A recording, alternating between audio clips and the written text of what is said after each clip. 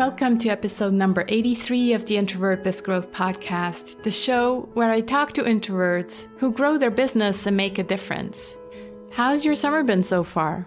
Well, personally, I can't complain. After a heat wave in Switzerland, I spent about a week at our place in Sicily, and today I'm flying to Toronto, Canada, where I am going to spend a few days with my in-laws, and then from there, we're flying to California, San Diego, to visit where we used to live from 2006 to 2010, showing the kids where they went to school and where we went to the pool and all of that. So I just love traveling and adventures, but having two school-age kids makes that a little bit harder and more expensive, but it's still doable. And that's why I always take summers off.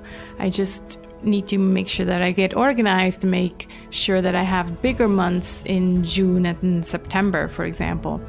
But given that freedom is my number one value, it's totally worth it for me. And actually talking about traveling, today's guest is also a big travel aficionado. Originally from England, she was in Mexico when we recorded this episode, and she also works in the US. Janice Chaka is the founder of the Career Introvert, where she coaches introverted women to excel in their career and business.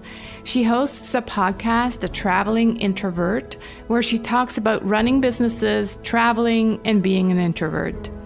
She also hosts the Get Your Podcast Started Summit, and she helps entrepreneurs set up systems to create, run, and grow their podcasts so they go from just another overwhelming project to take on to a process-driven lead generator that integrates seamlessly into their business while helping to grow their brand. So without further ado, here's my conversation with Janice.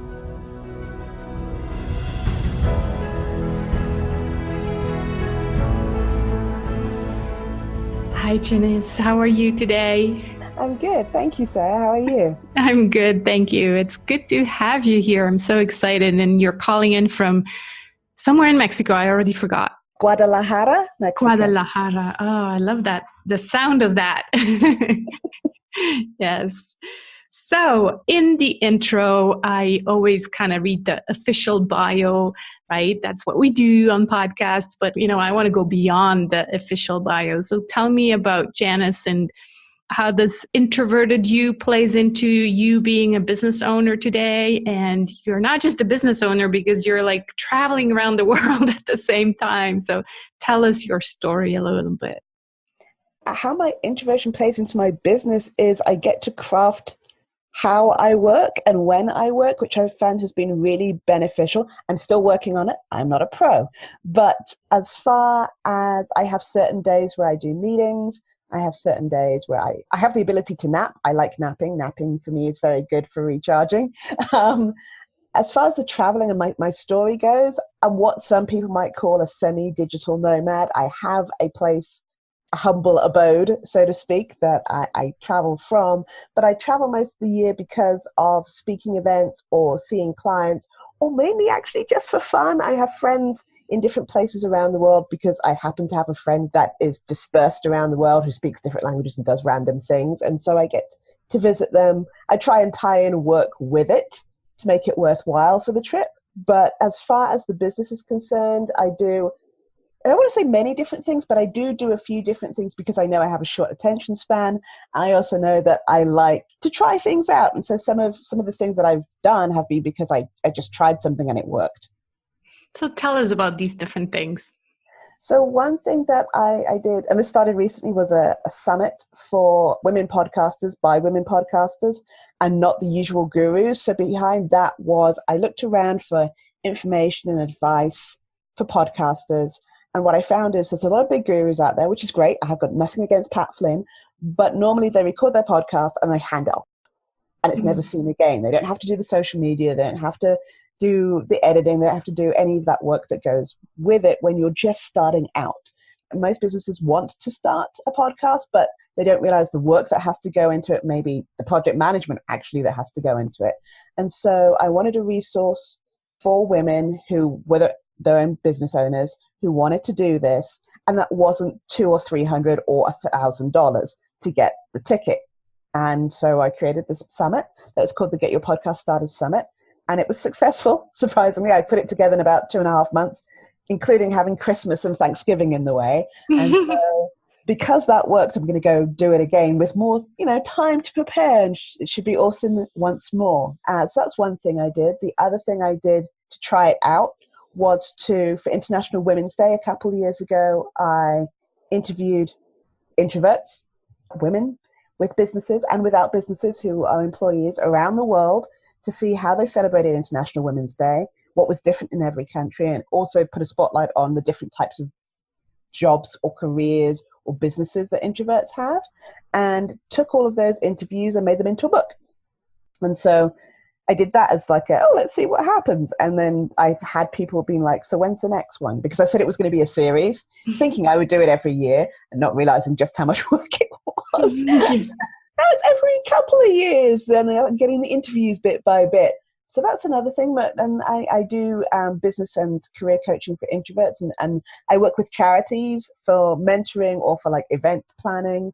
I've been working with a charity in New York for a long time with their like galas that they do. And all of this work, 90% of this work is done virtually.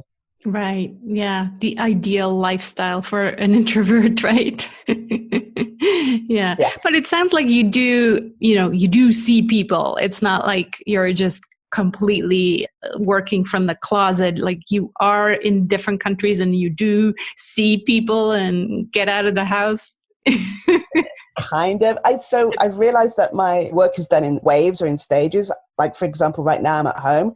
So I'm cranking out a bunch of work that will be released over time because I know next month I'm going to be traveling. And then I was doing the math on it recently. I have 5 speaking gigs that I have to prepare for and do courses for. And there's a lot of work that goes on behind the scenes for those sort of a thing. So I do time when I'm super working and time when I'm working less. So as far as the seeing people, yes, but it's people who know me and are friends that I feel comfortable with. Right. So it's not like networking events. It's more like, let's get together the girls and hang out at the restaurant or something like that. Yeah, never network. I say never networking events. I hate networking events. There's no other way around it. I figured out a way to deal with it. That was like my first book was about dealing with networking for introverts.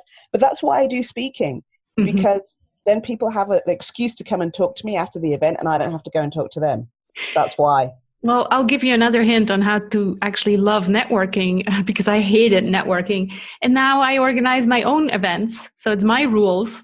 And people know me because, I'm the organizer or part of the organizers. And it's not about business. So we talk about deep, meaningful things rather than, hey, how are you? What's your name? What do you do? Last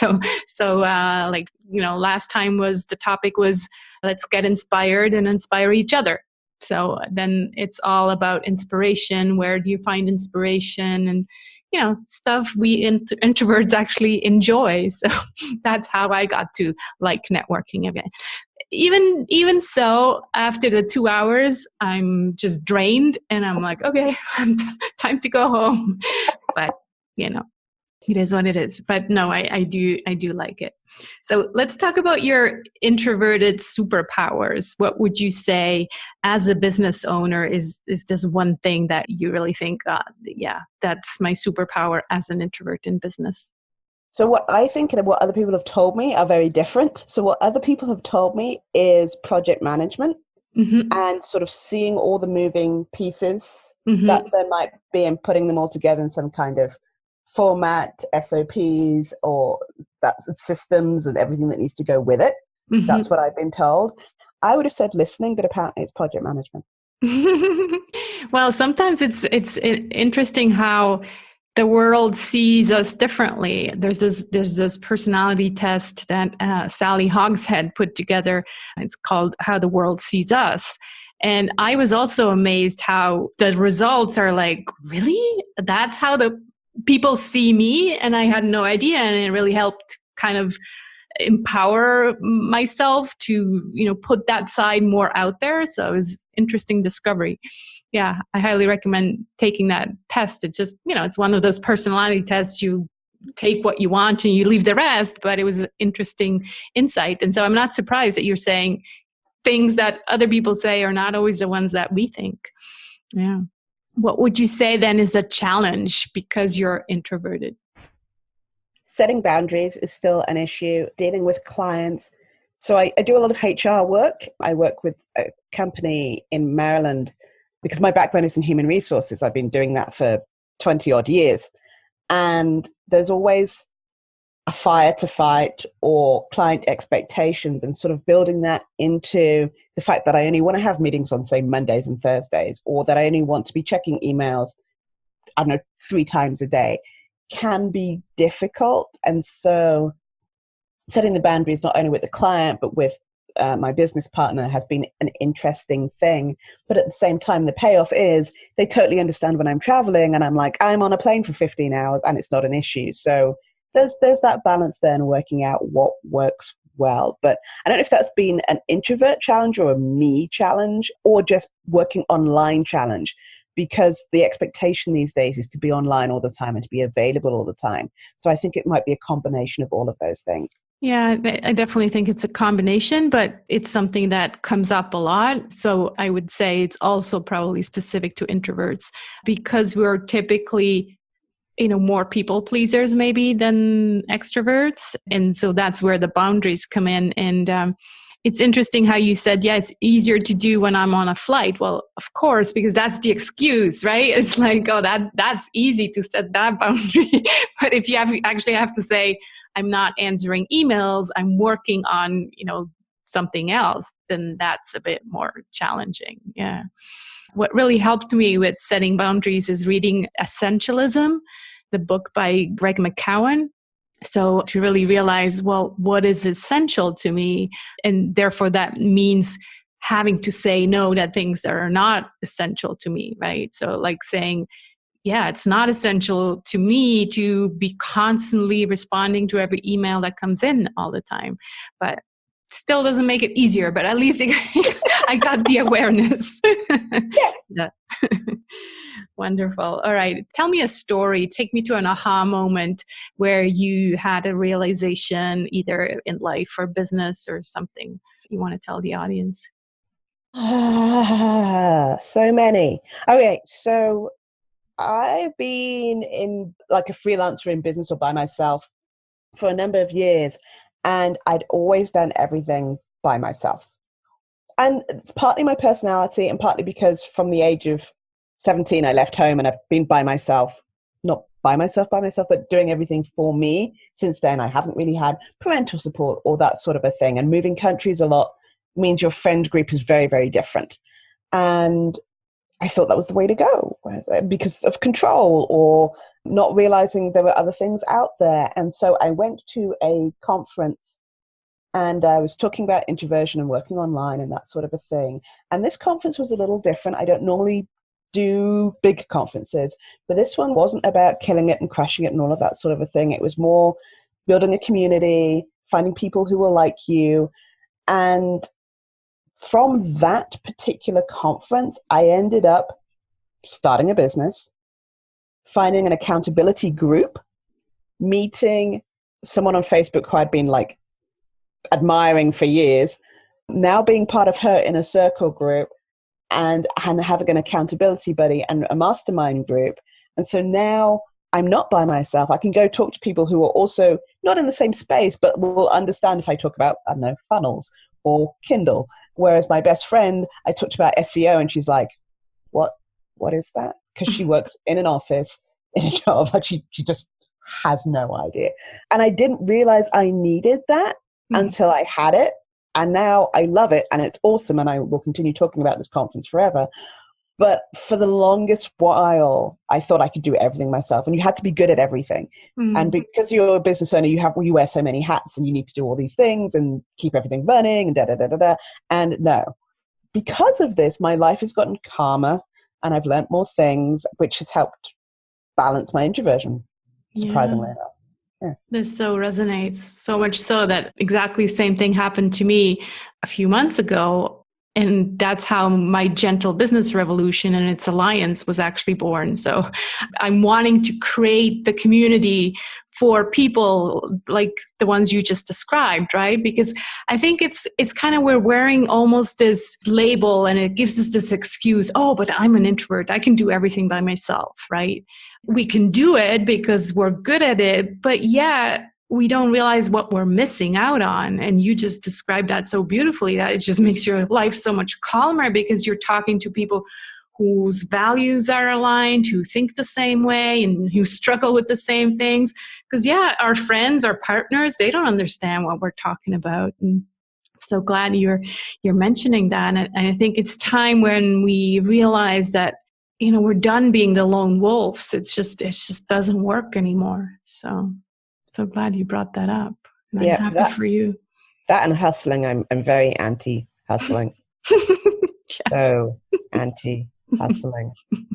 Yeah, can we just get rid of that word? Yeah.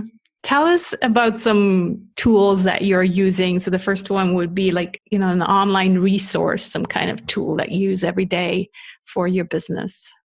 Reddit. Okay.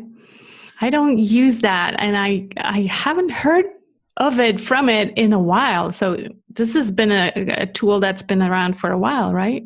Tell us more. What does it do? So what I use it for is research. Knowing what people are thinking, common questions that people are asking is useful. I also run a community on there for remote work leaders, and I'm doing talks on that sort of a thing. And so it's really good to find out what issues they're having and that sort of a thing, because they're a community and many of them go there to complain. And so that's a really good place to figure out people's pain points and then go away and maybe help or figure out a way to help or find out what they're doing. It used to have a very bad reputation for being very male dominated and misogynistic, but you run your own community how you wish. So, it depends. But just knowing people's pain points and what people are talking about, it's kind of fun. It is a black hole, though. Yeah, it is a black hole. So you kind of need to cut yourself off. Time limit, boundaries again. Yeah. What about a personal habit, something that you do on a daily or at least very regular basis? So what I've learned, and this I've only implemented in the past 2 months, thanks to a coach that I have, was instead of always working in the business, it's through working on the business. So I had to block out times and color code it in my calendar to, even if it's something just like set up my Instagram or set up my Facebook post or whatever it might be, but to set time for myself to do that, because I get caught up doing other people's businesses and other people's stuff that, you forget your own. So that's something that I've done. And right now, myself, my accountability buddy, because she's 40 this year, she's doing meditation. So on the 1st of April, she did it for 1 minute. And on the 2nd of April, she did it for 2 minutes. So until the end of April and a little bit of May, she's going to ramp up to 40 minutes worth of meditation per day. Oh, wow. And so she's doing that or you're doing it with her? Okay. Yeah. I like that. And it's funny how you said because she's 40. So is that, it's because of the 40 minutes? Right? Yeah. Because I thought, well, maybe you have to be 40 in order to realize that meditation is a good thing. Because that's exactly when I started meditating 3 years ago when I turned 40. So I'm like, maybe it's a thing. Maybe you have to be 40 to be smart enough to. Maybe it is a thing. I mean, I'm 39. I'm not here. There you go. Maybe it's a thing. Maybe it is a thing. You have to be 40 to meditate. No, I'm sure it's not, but it's funny how you said that. Great. What about a book that you would recommend to the introverts and why? Wow, that's a really good question because I'm not really big on, I read a lot, but I don't necessarily read for business. And obviously I would say lean in and, quiet, but there's nothing specific for introverts that I would necessarily recommend book-wise. Okay. Fair enough.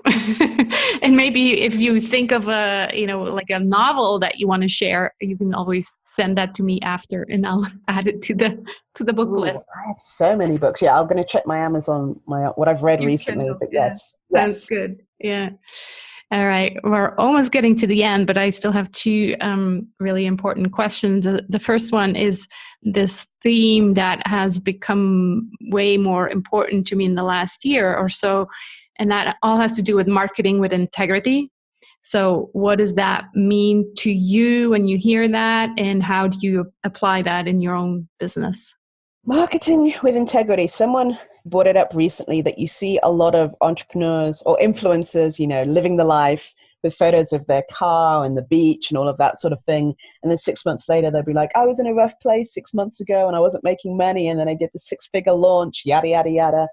And then you see the cycle again over the year and you're like, wait, what? It's frustrating. So I don't do that. So most of my photos are photos that I've curated or photos of me, but there's never ones of me going, I'm at the beach. There was one like 2 years ago for my birthday and that was kind of it. I don't promote the lifestyle, which doesn't make me an influencer, believe it or not. However, with the integrity part is the feeling that you're not selling, you're providing a service, you are helping people. And part of that is sort of the systems that I use or the companies that I work with. Even with the summit, for example, I didn't go for the big names. I worked with very specific companies that I already had a relationship with, and or I knew people that worked for the company and I knew their culture and their values. And so that was really, really important to me. I wasn't just taking money or I wasn't taking subscriptions or anything from anywhere. I didn't want to talk about companies that I didn't know or didn't use or promote those. I wanted to be like, I've used this. It's awesome. I've used it. It didn't work for me, but it's still awesome because everyone has different needs. So that for me is integrity. Even now, sort of the companies that I work with for my courses, the platform that I use, they're all about binging, but not binging because they're like, you've got 2 minutes to buy this thing. You've got 5 minutes to buy this thing. It's not about, there's access to everything that you can buy it when you can, buy it when you want. Here's a payment plan. They try and make it as easy and smooth as possible and asking their clients what they want and what they need and what their pain points are. And then coming up and providing a solution, being like, here you go. So those are the things it means to me. I find there's a lot of, right now, because of social media, all we're seeing is very curated slices of people's lives.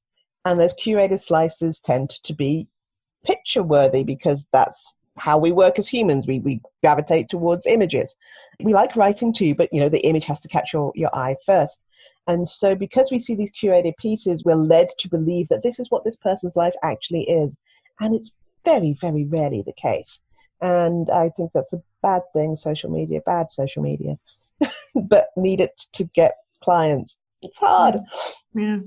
Yeah. So it's all about fairness and transparency and not wanting people to believe something that's not true, right? That's what integrity is all about. It's like, don't sell something that is not attainable.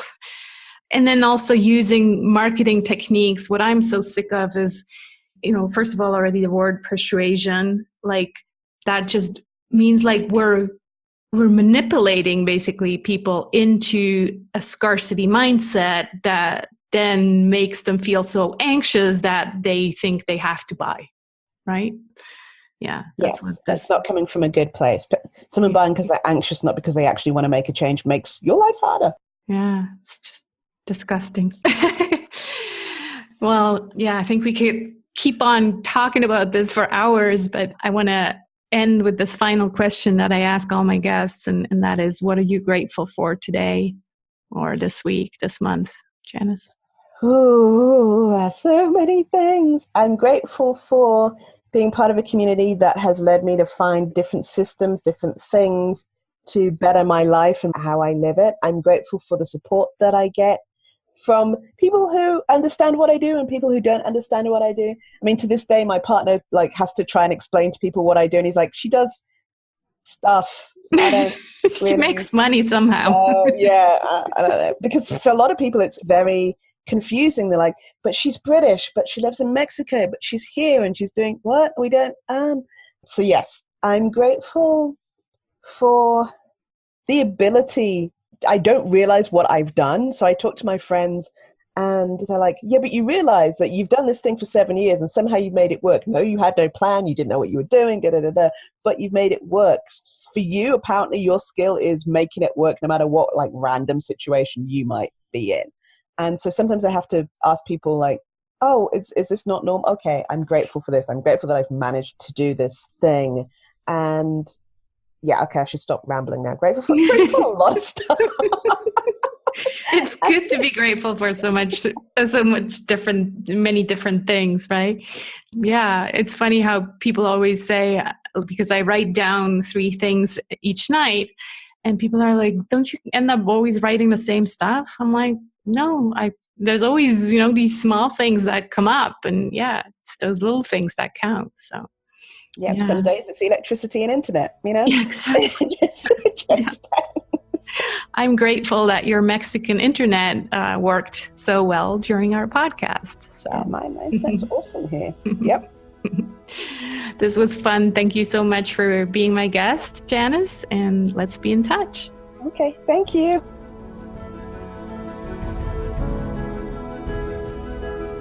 I hope you enjoyed this episode of the Introvert Biz Growth Podcast. Please do go check out Janice's website, thecareerintrovert.com. And you can also have a look at the Traveling Introvert. That's where her podcast is hosted. You'll find this episode's show notes at sarahsanacroce.com/episode 83. And I wanted to let you know that I have 2 more episodes with introverts for you. And then, as I've hinted at in several previous episodes, I'll be switching over to the new brand and podcast name, The Gentle Business Revolution. So this is Sarah Sanacroce signing off from the Introvert Biz Growth Podcast. Remember, you need to use your unique introverted superpowers in order to make a difference. And I still need to find a new line to end my new show. Speak to you soon. Bye-bye.